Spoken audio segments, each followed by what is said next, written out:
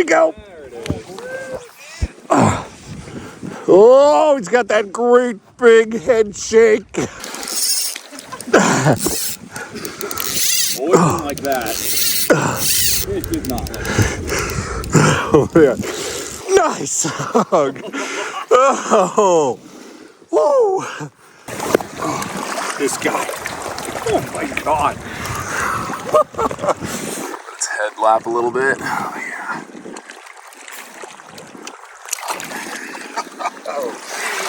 Fish on. Thanks for tuning in to Dan's podcast, Fly Fishing and Stuff. Dan, fun fact. Dan is so Dan is so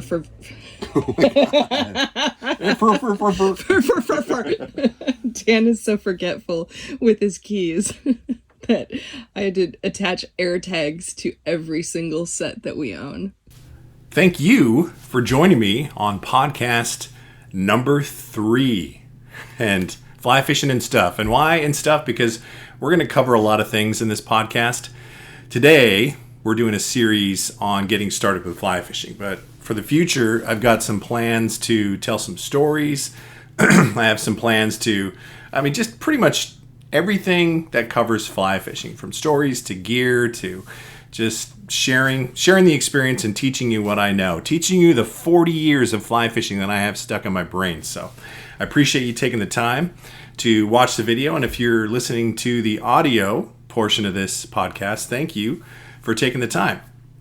And today we're going to talk about gear, right? The first episode we did, we talked about getting started with fly fishing and kind of the absolute basics, like how do you start, right? Next, once you've got the fly rod, right? The next episode we talked about casting a fly rod, and we had a 45-minute conversation about casting the fly rod. So if you are just discovering this podcast today on episode 3, check back on episode 2. We talk about casting a fly rod, and I downloaded everything that I know about getting started with fly casting, and I think after you listen to that podcast, and if you check out my channel on YouTube, I've got a lot of tutorials about casting. According to the comments and according to the people that I've taught, and I've taught several people have learned from these tutorials. And I really try not to get stuck, I like to say, in the fly fishing weeds, right? I just don't. I really boil it down to the basics and try to really articulate it in a way that's easy to understand, it's easy to do. Nothing complicated, right? Part of one of my biggest missions when I started this channel and starting this podcast is I want to strip away anything that's perceived to be complicated in this sport, right? We just want to have real conversations about fly fishing and just kind of leave all the, and it's okay. It's totally okay to nerd out, right? You could have a PhD in fly fishing, and that's cool, but I don't. I have a lot of practical application and have had a lot of success over the 40 years. And this is I'm going to share my experiences and trial and errors and lots of mistakes along the way that kind of has got me to where I'm at today. And hopefully some of these tips and, gear conversations that we have and techniques and just sharing my perspective will help you on your fly fishing journey, whether you're just starting or you haven't picked up fly fishing in a long time, or have been fly fishing a long time. Even today, right? I've been fly fishing for and I round up to 40 years. Even I learn things today that it's very cool. I'm still growing, right? I'll discover things on occasion that I didn't know before. So I think we all have room to grow. No matter where we are at in our fly fishing journey. So today we're going to talk about gear, right? What gear do you need to start fly fishing? And I think the best way to do this is for me to go grab my gear bag. And by the way, you're in my fishing room. This is my dedicated fishing room, and it doesn't always look like this. I took some time over a past weekend and cleaned it up because it was getting to the point where I was tripping over stuff, and I needed to have a nice, much cleaner environment so I wasn't, losing flies into the carpet and stepping on rods. So it's nice and clean and organized now. But let me grab my bag. So I figured the best way to talk about gear, right, is I'm just going to show you what's in my gear bag. I mean, I just got back from fishing a local river for trout. So what better way than to share with you on what I have in my gear bag. This stuff I take with me whenever I'm going trout fishing. Now, occasionally the flies will vary if I'm doing still water versus river. I happen to be fishing a river. So I'm going to share with you everything that I brought, and we'll talk about why I brought it. So hang on. Buckle your seatbelts. There's a lot of crap in my bag. Now, I'm not saying that you have to get everything that I've got, right? But I'll kind of run you through why I have some of the gear that I have, some of the things that you need to have for fly fishing, and some of the things that are just kind of nice to have for fly fishing.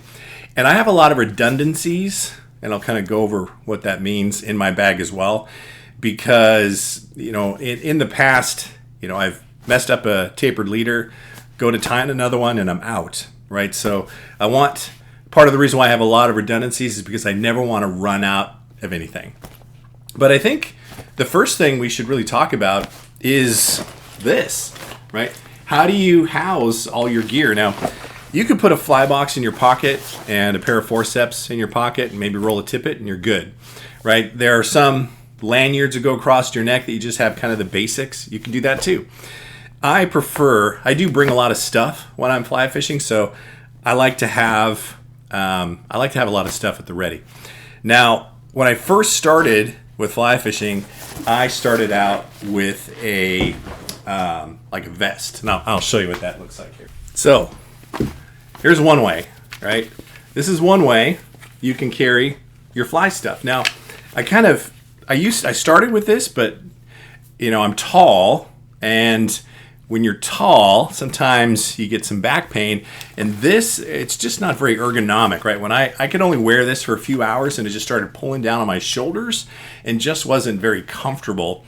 So I moved away from wearing the fishing vest, and there's also not a ton you can fit in here, right? There's a couple of big pockets you can put stuff in, but other than that, there's not a whole lot of stuff. And I bring more stuff than this can carry, and it gets weighted down pretty easily. So I moved away from the fly fishing vest, but this is one way you can carry your gear.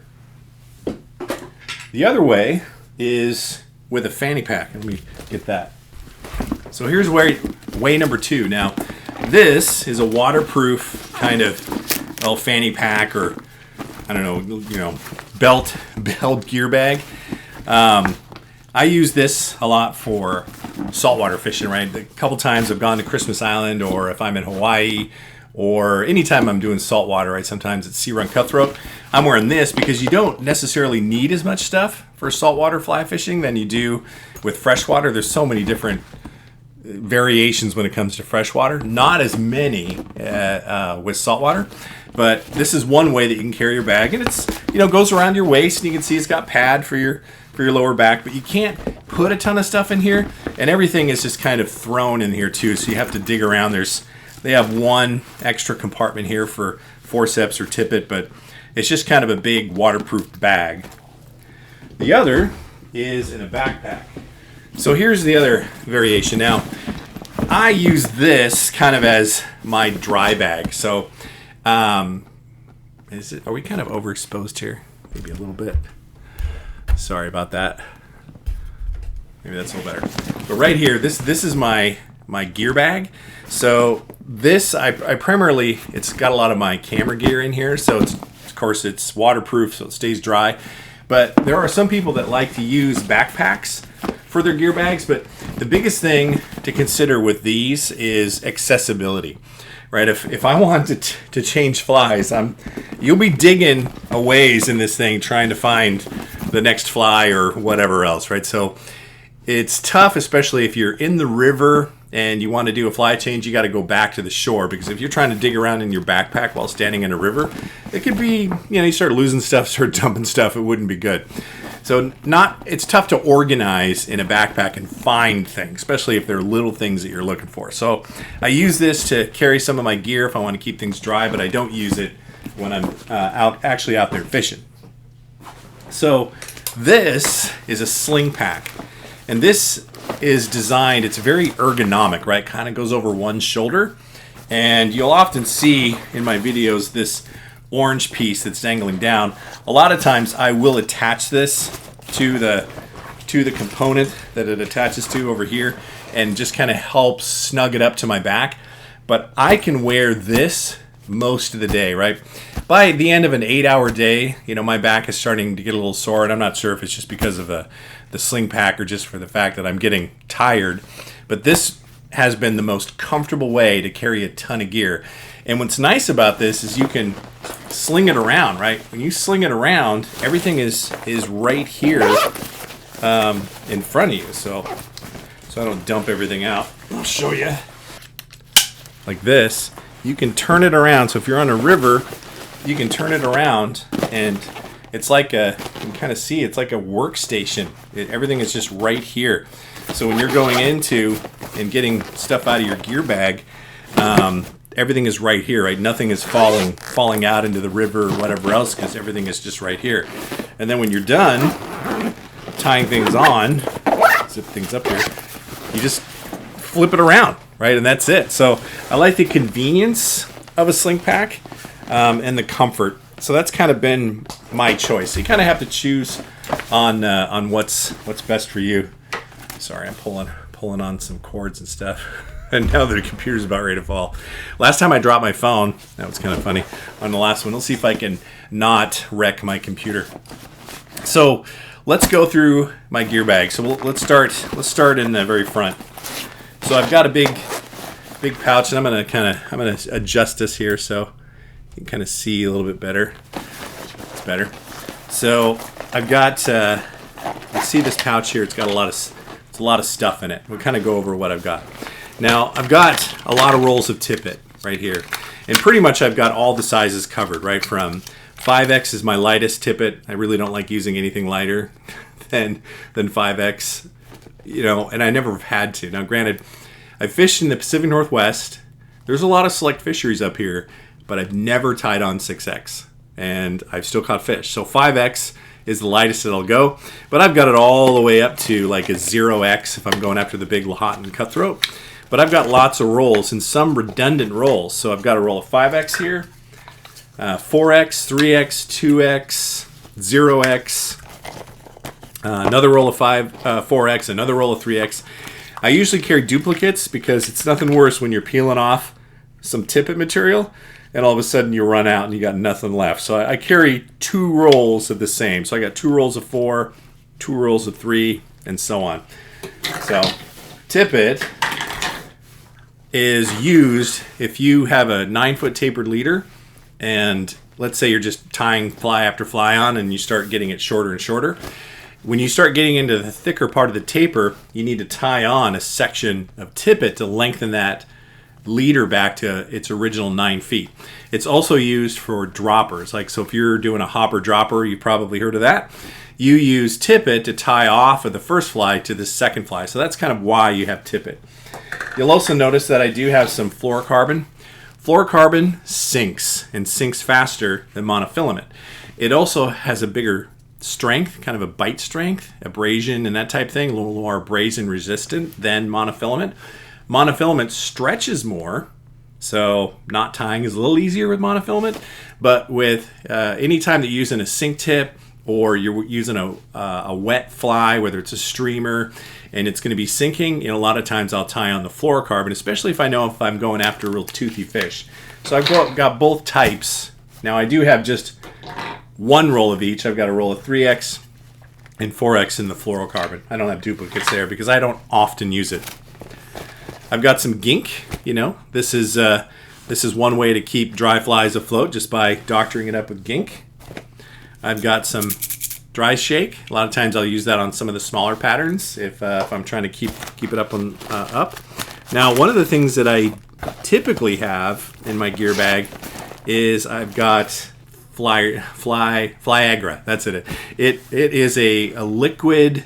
What is that exactly? It's like I can't remember what exactly it is, but it is a liquid that coats the fly. It's like silicone, and it really does a great job. In fact, once or twice during a fishing day, you're using that Flyagra, and it keeps it keeps the fly riding high. So you do have to kind of squeeze the water out before putting it in there, but it really does a great job in keeping things up. And I think I dropped my bottle last time I was fishing and spilled most of it, so I need to pick more of that up. But I really like using the Fly Agra, but the other one does a really good job too.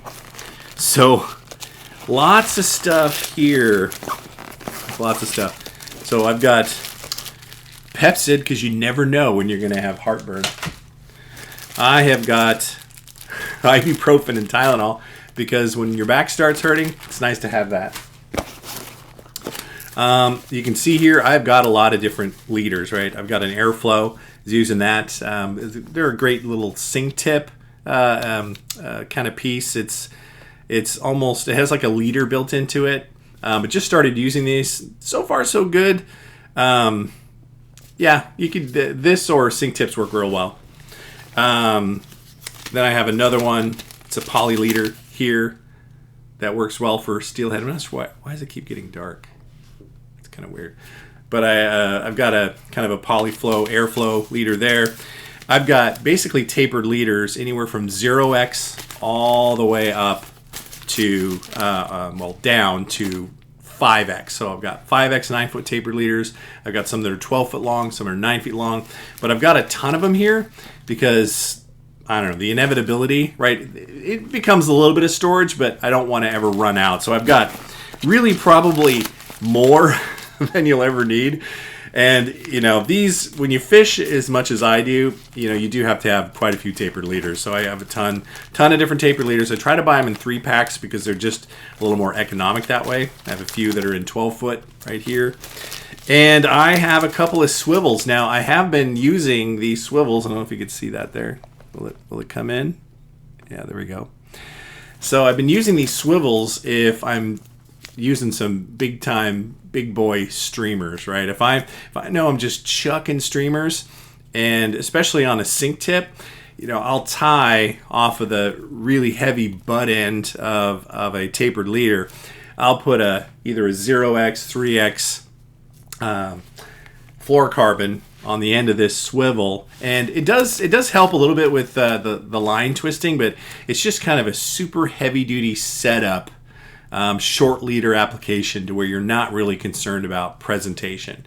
So I found by using these swivels, I get less twisting in my line, especially if I've got an articulated streamer that just has a tendency to want to twist. The line doesn't get all twisted up anymore when you're using these little swivels. So I don't use them often.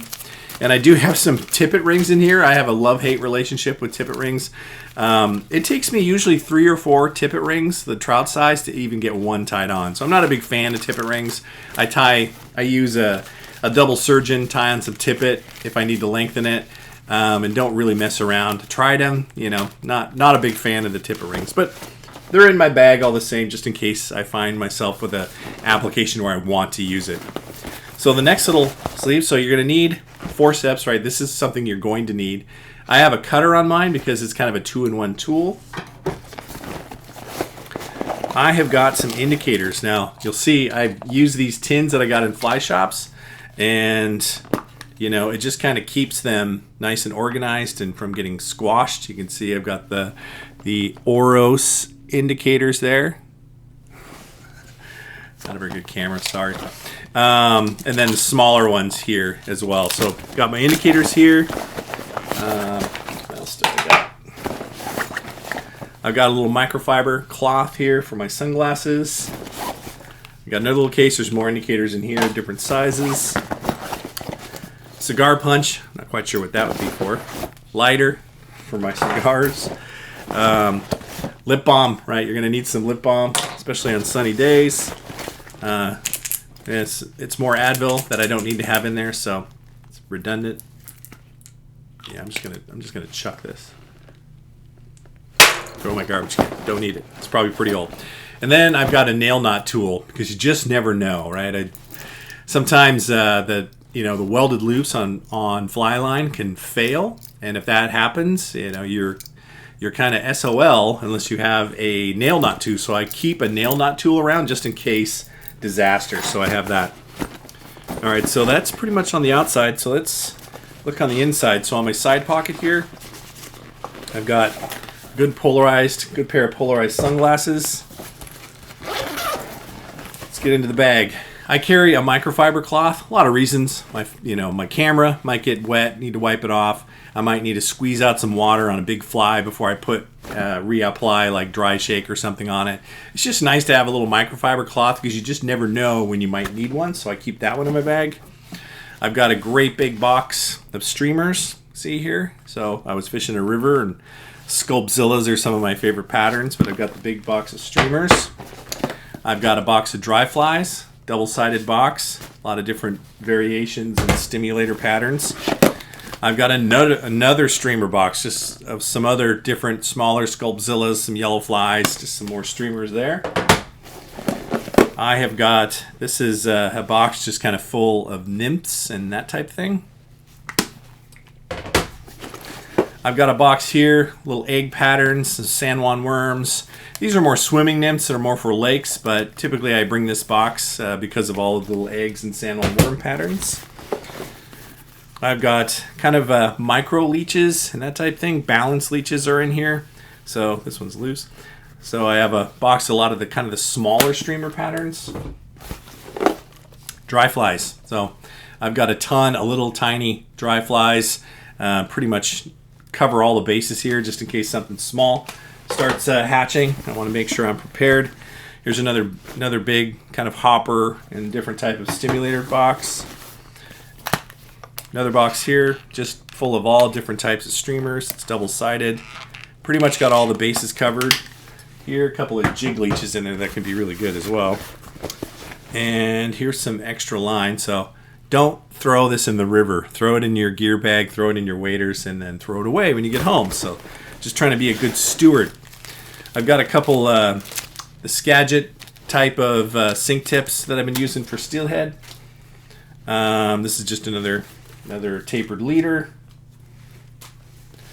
Cigars, I got my little cigar case right here. It's kind of keeps the cigar from being wrecked, so that's in there as well. There's another fly box here. More balanced leeches, a couple of junk flies in here, whether it's the mop fly or San Juan worm. And right here, a lot of stonefly, squalid nymphs, patterns, big eat nymphs type of things underneath here. And I have no idea. I have no idea why I have these in here, but I must have had these during steelhead, but they're like, eggs and things like that. And that. Oh, here's a couple of big salmon flies. That's obviously for the salmon fishing that I was doing. And a little part from my GoPro. Put that right where it belongs. So that pretty much covers everything in my gear bag. So do you need all of this stuff? There's some more line that I've cut off. Do you need all of this stuff? Not as much stuff as I've got, but some of the things that you should have in your gear bag. You should absolutely have some extra tapered leaders, right? And get several 3-packs, 5X, 4X, 3X, maybe a 1 or 0X if you're going to do some big time streamer fishing. And by the way, a little note, if you're using, I'm looking for my 4X. If you're using 4X tapered leader on big streamers, and you're wondering why, during your cast, all of a sudden, there's nothing left, the fly's gone. Because streamers, especially a weighted streamer, is so heavy, 4X is just not heavy enough to be able to cast like a Sculpzilla or any type of tungsten head or cone head streamer. You really do need to have a 3X minimum on up to be able to toss streamers. If you try to throw a big heavy streamer with 4X, after a certain while, maybe it's 10 or 15 minutes of fishing, when you go to do a back cast and throw it back out there, the likelihood of that fly staying on, it's going to snap off eventually. In fact, I felt that I needed to leader down in some cases because I thought maybe the fish were leader shy because it was really clear water. I ended up losing the fly after a few casts because it would just snap off, right? No matter how well you're casting, that fly comes back so quickly that the knot strength a lot of times is not strong enough to keep the fly attached. So That's why you might be breaking some off, is because you are using too light of a tapered leader for that type of fly. So just a little pro tip there. But you're going to need that. You're going to need some tippet, right? You should have at least a roll of each size to match the tapered leaders in there. So get a 5X, a 4X, a 3X, maybe a 1X or a 0X, something really heavy in your tapered leader. And a lot of times too, you know, if you're fishing, like if you have a 3X leader on and you don't want to have to tie on a whole new tapered leader, that's where having a 4X tippet, you can lengthen this 3X leader down to a lighter tippet by just adding a section of 4X to the tapered leader. So you don't always have to retie everything. You do want to have some sort of dry shake and then some sort of lubricant for your fly to keep it afloat, right? You know, I'm not saying it's a must, but your life is going to be a lot easier if you can dab out the fly and then, you know, do some dry shake or put some of the floating back on it. You're going to have a much better experience if you have these two things in your bag. You know, as far as the ibuprofen and Pepsid, you don't need to have that in your bag, but it's just something I prefer to have in your bag.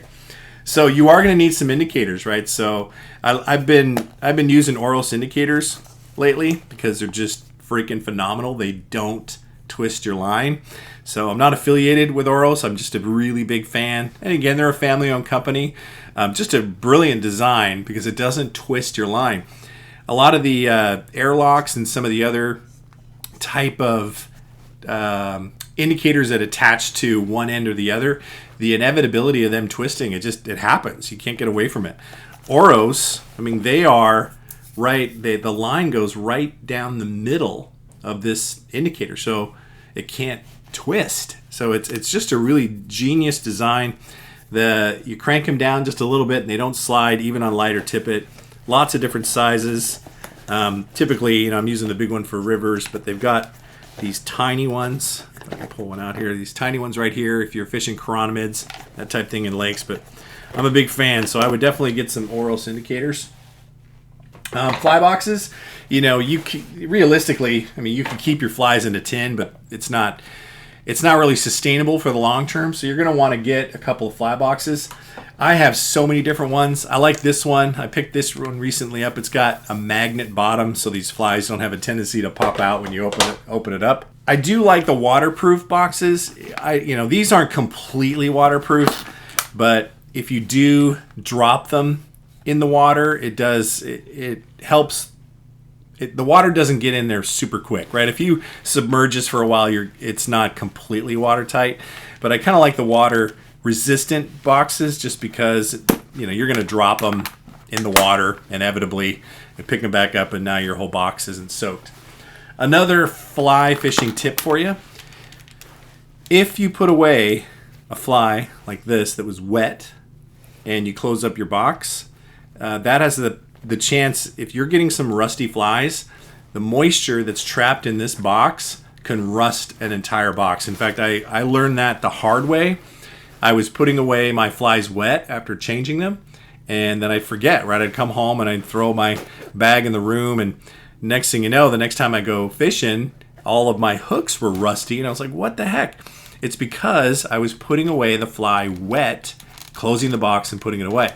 So after every single fishing trip, I've got all my boxes laid out and open. I want to make sure that they are dry because you want to protect that investment. So just a smart tip to get in a habit of when you're done fishing: open the boxes up so your flies can dry. So there's a tip for you. So we talked about tapered leader, we talked about tippet, we got fly boxes. You know, this is a must. You need to have a pair of forceps. You never know when that you're gonna have to dig down in a fish's face to get the fly out. Even barbless, it's tough to do. And you know, something to cut your line with, because your dentist is not gonna be happy if you use your teeth all the time. So try not to use your teeth if you can help it. And then beyond that, right? That is pretty much, that's the gear that I bring whenever I go trout fishing in a river. And really in a lake, it's the same gear minus a couple of boxes, right? I'll probably bring a chironomid box and a swimming nymph type of box, but it's the same gear.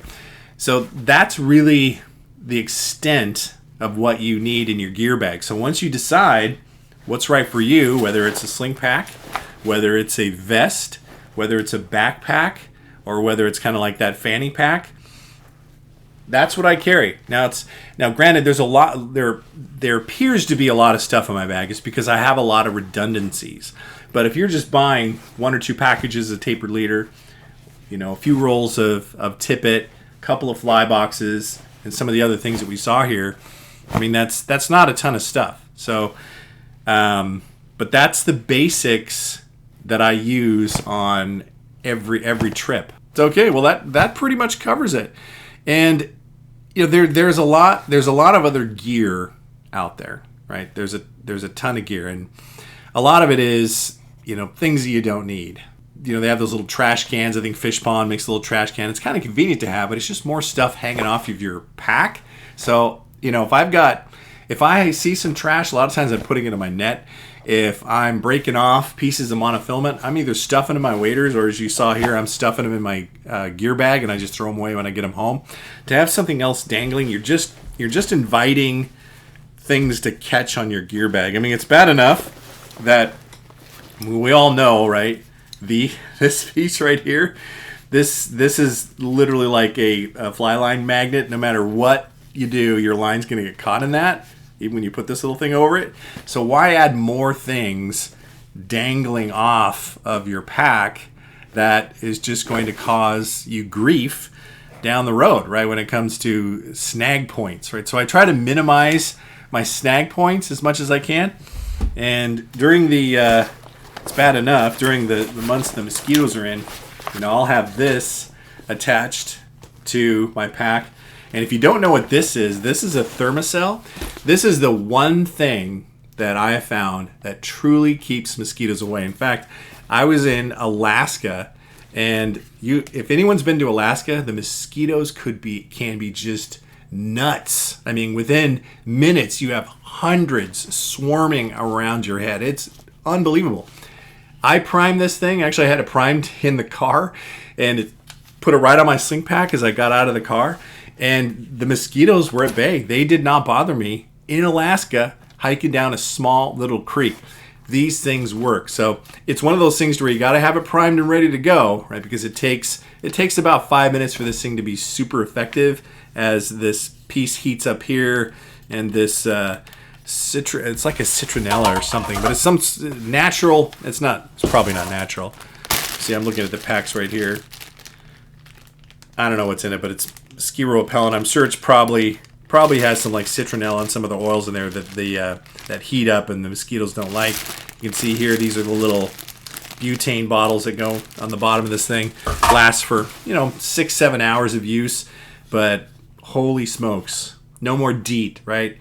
This is so much better than trying to coat yourself with a bunch of chemicals and DEET. And DEET, you may or may not be known about this, can be bad for your fly line, right? The chemicals that are in that thing can literally melt your fly line.